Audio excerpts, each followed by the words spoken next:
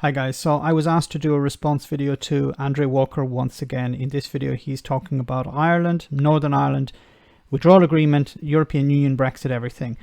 Now, I had avoided Andre for a while because I'm convinced this is a joke channel.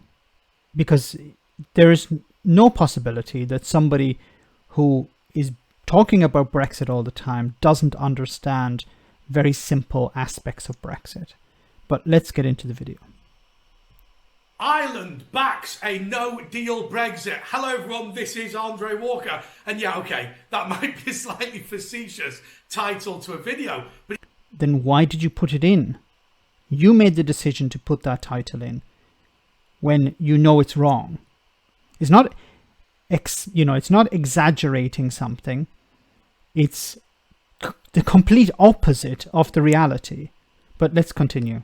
But it's certainly true that Simon Coveney was on Sky News this morning on the Sophie Ridge show saying that the UK and the EU would not get a trade deal unless two things were dealt with. Number one, the UK's breach of international law, and number two, a deal over fishing. Okay, but there's a big difference between not backing something and not believing something will succeed. Do you not understand the difference there? Now, I'm not trying to be, over the top here, but by saying that Ireland backs no deal and then just sort of dismissing it as, well, he doesn't believe it's going to happen. These are two completely different things. So first, on to international law. Look, the United Kingdom has put itself into a ridiculous position. First of all, with Theresa May and Ollie Robbins, and then with Boris Johnson. Unfortunately, the withdrawal agreement, which became the Withdrawal Act, gave the EU effectively the right to annex Northern Ireland if there was no deal that superseded it afterwards. Now, the EU will not do a deal on Northern Ireland because they don't have to, because they hold all the cards. Wait a minute, there's so much to unpack here. Okay, but first of all, I want to start from the end. They hold all the cards. I thought Brexiteers held all the cards.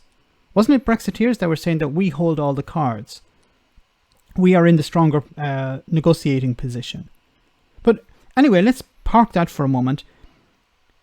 If you have a problem with the withdrawal agreement, then why did you vote for it? What I mean by this is Boris Johnson ran his entire election campaign on Get Brexit Done, the oven-ready Brexit deal. This was the withdrawal agreement. You voted for the withdrawal agreement. You vote. I don't know if Andre voted for the Brexit Party or he voted for the Conservative Party, but it's irrelevant actually, because if he voted for the Brexit Party, Nigel Farage had said, I'm going to stand down half of the MPs that I had planned to field because I want to help Boris Johnson. He wasn't going to contest seats that the Conservatives were vying for. So he was supporting Boris Johnson, so he was supporting the withdrawal agreement. He was supporting the Conservative Party manifesto. So why are you complaining about the withdrawal agreement now? How can you have a problem with the withdrawal agreement? You voted for it. The Conservative Party won a majority based on the withdrawal agreement. Do you want them to renege on their manifesto pledges? If there is no new arrangement for Northern Ireland, then effectively they get to rule the country. And they effectively get to rule the country. There's so much wrong there. But if you're a Brexiteer, you imagine that it's true. Yes, Northern Ireland will be ruled by the European Union.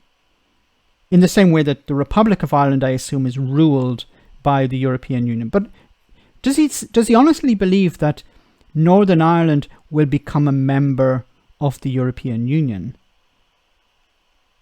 That the withdrawal agreement allows Northern Ireland to become part of the European Union? Does he not understand that that's not that's not in the withdrawal agreement, it's not in the Northern Ireland Protocol? What that means is, for us, for the United Kingdom, is that there will be trade tariffs in between England, Scotland, Wales on the one hand, and Northern Ireland on the other. Similarly, laws that apply in the United Kingdom wouldn't apply in Northern Ireland, and so on and so forth. Now, the only way out of that, of course... Okay, but why did they vote for that? If you have a problem with that, why did you vote for it? And I'm asking Andre, unless Andre didn't bother to vote at all, then I'm not criticizing Andre because he would have said, I'm abstaining from this because I don't agree with it. But I assume, I haven't watched all his videos, but I assume he voted. I assume he voted for either the Conservative Party or or the Brexit Party. I don't think he voted for the Liberal Democrats or the SNP. I don't think he's in Scotland. I don't think he voted for the Greens. The Labour Party. Who do you think Andre voted for? It's either the Conservative Party or the Brexit Party. And if he voted for either of them, then he was supporting the withdrawal agreement. Is for the UK to effectively breach the withdrawal agreement. Now, I say that we should be allowed to do that. We should be allowed to. So what's the point in actually signing an agreement if you're going to break it? Like if I work for somebody and we have a contract, what's the point in signing the contract if either side can just break it or ignore it? What's the point in having any type of contract if one side can just say, well, I'm just going to ignore that contract? What do you think that does to that country or to that society or to that individual, to their reputation? Well, you know, for an individual, if I break a contract, I can be taken to court. And in a similar sense, the UK can be taken to court for breaking the withdrawal agreement. I didn't think these things were very difficult to understand. Because effectively the withdrawal agreement was agreed before the general election, and in the general election we all supported a very hard line on Brexit. Sorry, what? You voted... The withdrawal agreement was agreed before the general election, yes, and then Boris Johnson ran on the withdrawal agreement. Are you trying to change what Boris Johnson was actually telling people to vote for? What in your mind was the oven-ready deal, Andre? Was it something else? Was it not the withdrawal agreement?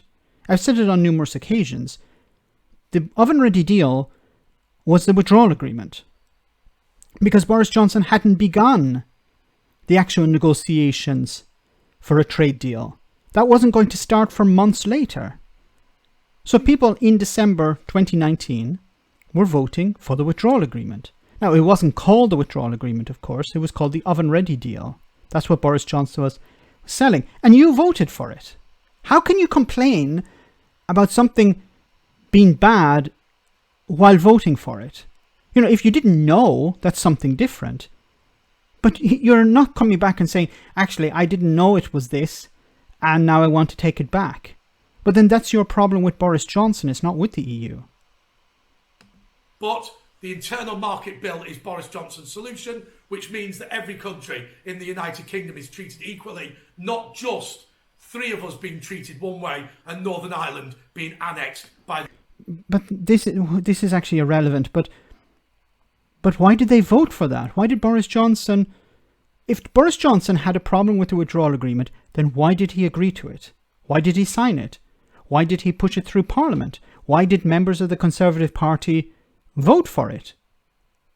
Shouldn't they have read it first and said, wait a minute, there's a problem in here. We're not going to agree to this. Why did they do that?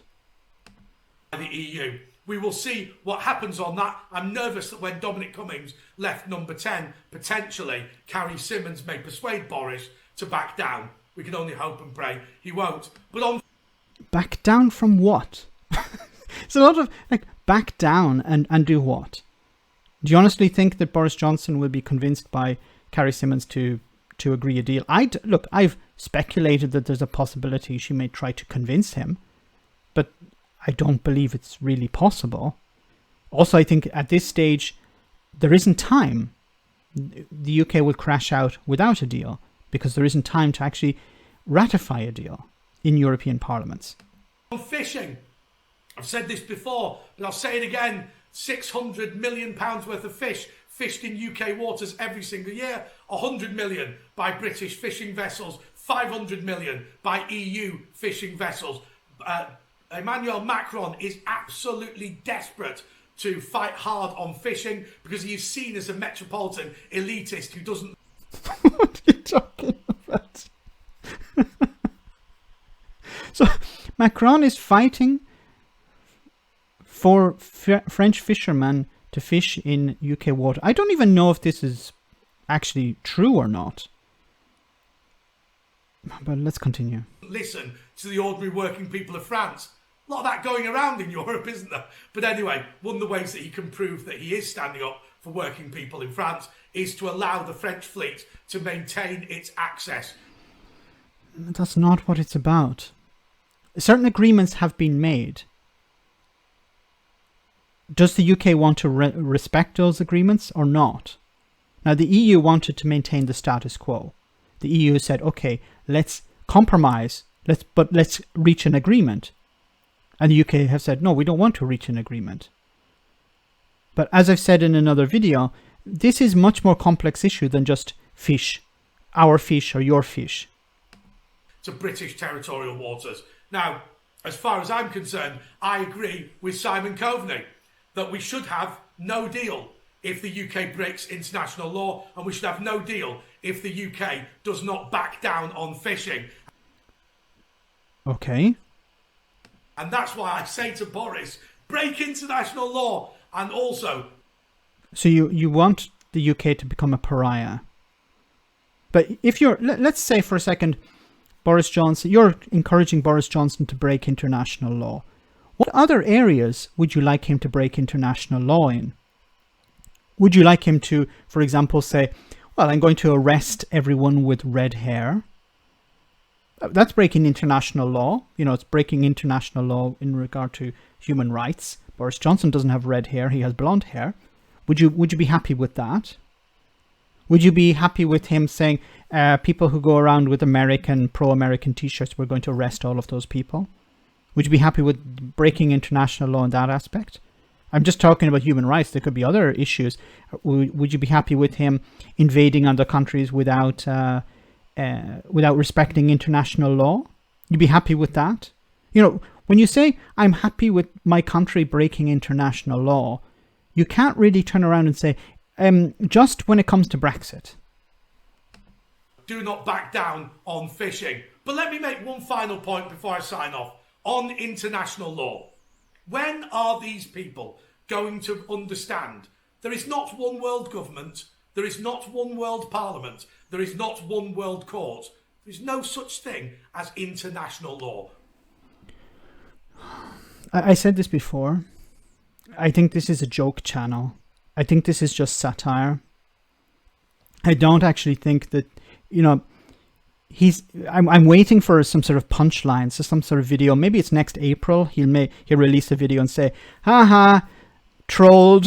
You know, this was all a big joke.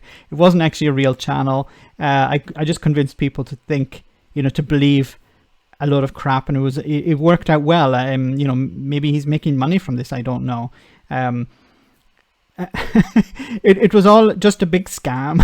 I don't know. Like, really. International law doesn't exist. I'm not even going to dignify that with a response, because I'm at this stage where I think this is all just a big trolling fest.